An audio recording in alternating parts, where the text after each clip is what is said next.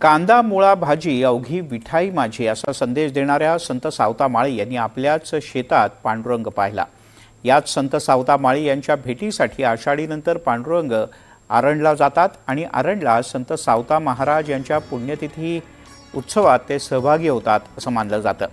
या उत्सवाची सांगता श्रीफळ हंडीनं होते। यंदाच्या वर्षी संत सावता महाराज यांच्या श्रीफळ हंडीसाठी लागणारं श्रीफळ तोरण राज्याचे मुख्यमंत्री देवेंद्र फडणवीस यांनी अर्पण केलं होतं।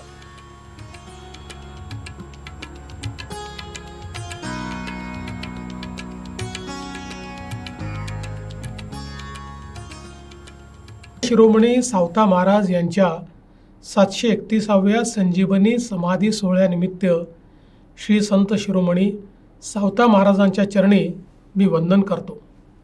यानिमित्त महाराष्ट्रातील सर्वात मोठा श्रीफळ हंडी सोहळा हा तीर्थक्षेत्र अरण येथे साजरा होतो आहे।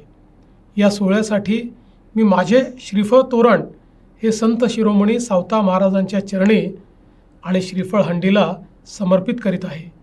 कृपया त्याचा स्वीकार करावा अशी आपल्या सर्वांना प्रार्थना करतो।